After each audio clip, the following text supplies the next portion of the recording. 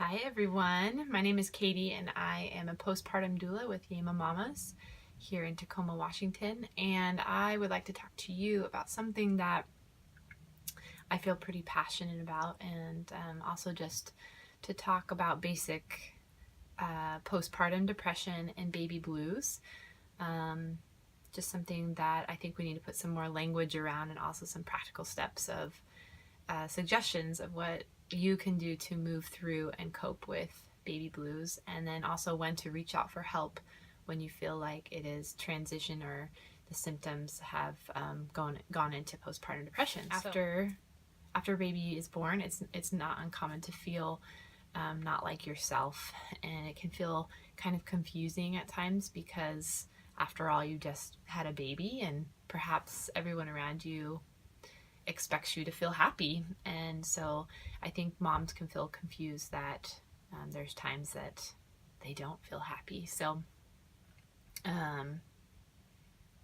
yeah, it is a joyous experience, and yet as moms we need to give ourselves time to adjust to this huge emotional and physical adjustment of having a baby. So what are signs and symptoms of baby blues?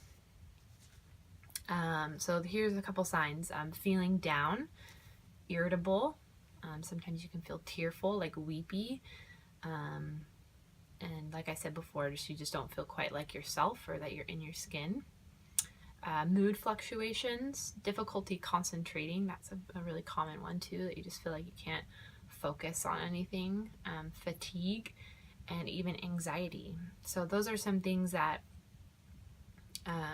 that you might feel within that first 6 to 8 weeks postpartum, and commonly baby blues start to show, or the symptoms start to show themselves within the first 2 to 3 days after a baby is born.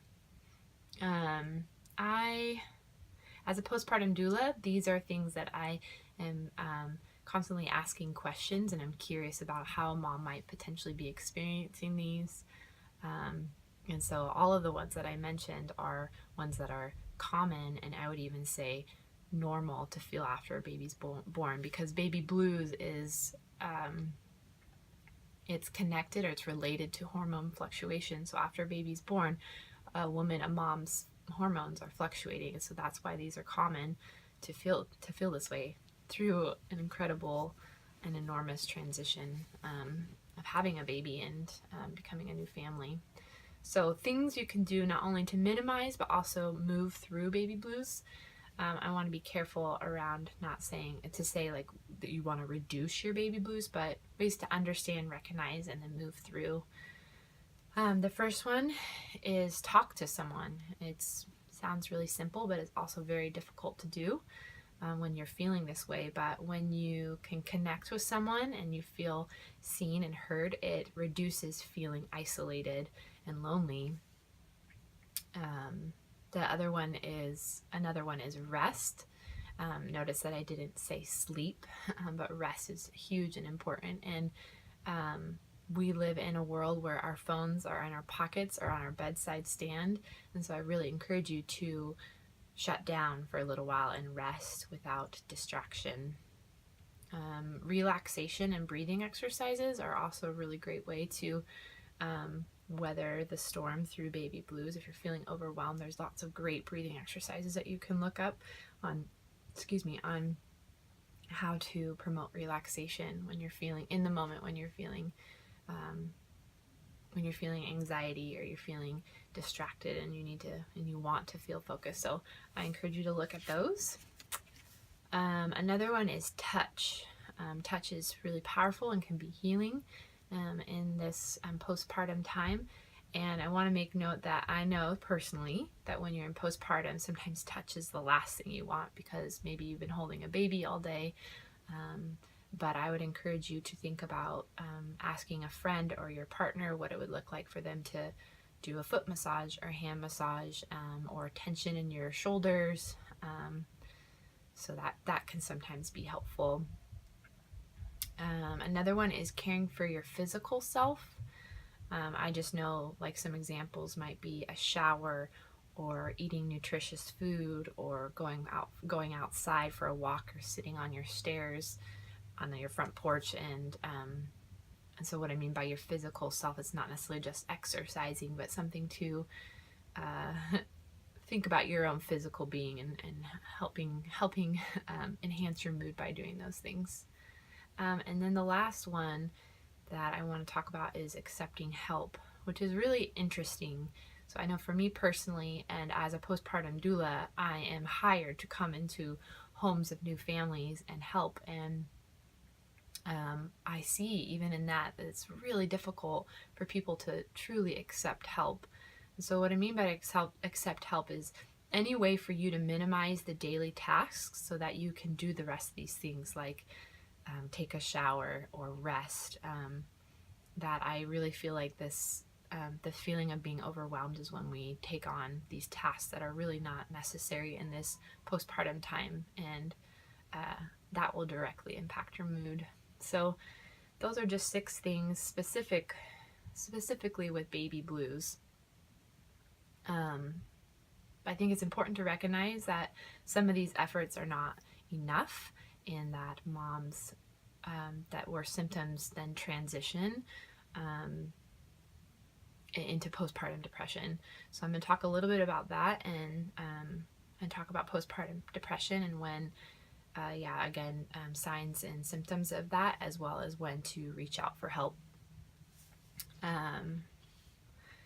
So according to, I think it's the CDC, but it's common. It's 20% of women experience postpartum depression and anxiety disorder. We typically talk a lot about depression, but anxiety is very much a symptom of postpartum depression, anxiety. So here are a few signs and symptoms. Disinterest in your baby, guilt and inadequacy, that you often feel guilty or inadequate, excessive worrying, irritability, anxiety, feeling on edge, feeling like you're not yourself, overwhelmed, loss of interest or pleasure in your life, unable to sleep even at night when your baby is sleeping. So you know you're tired and you know you should be sleeping, but you're to a place where you're just even unable to sleep. A common phrase with that is I just feel wound up. Having thoughts of hurting yourself or baby, and then lack of energy or motivation. Let me think if I want to touch on any of those things. I guess what I want to say about those things, typically there's a time frame. Maybe even your doctor might say, you're postpartum, or this is normal. And though even I said that these baby blues symptoms are normal, there comes a time when you might feel like you need extra help, professional help. And I don't really want to put a time frame around it. I feel like in your gut, if you feel like you need help, it's time to reach out for help, professional help. Like the faster you get that professional help, the quicker hopefully you'll start feeling better. So that can look like, what I mean by professional help, like psychotherapy and medication is sometimes appropriate for moms, and it's shown highly effective in treating postpartum depression and those combination of things. There's lots of great support groups that are offered to moms in postpartum, and maybe in the link below I'll even write out some different resources available here in the Tacoma area, and then even in general some different helplines that you can call. But I just want to recognize, no matter what your experience, if you're feeling, or if there's others in your life that you care and respect and feel loved by, if they're sharing with you that you're in a place of needing to seek out for help, there's no shame or guilt in that, and that you might as well. And like I said, the sooner that treatment starts, the sooner that you reach out for help, the sooner that you'll feel better. So I think, let me just think if there's anything else. I think the main thing is that when you reach out for whatever help, whether it's medical help or it's people in your community, that you're not going through this alone. Because I know being at home as a mom and feeling these symptoms, that it feels very lonely. So if you are watching this and you're experiencing this right now, I just encourage you to reach out to a friend or someone, a loved one, to let them know how you're feeling and you're not alone. And so I hope that you find that this video is helpful in differentiating between postpartum blues and postpartum depression, and also encouraging for you to accept help. So thank you, and we'll see you next time.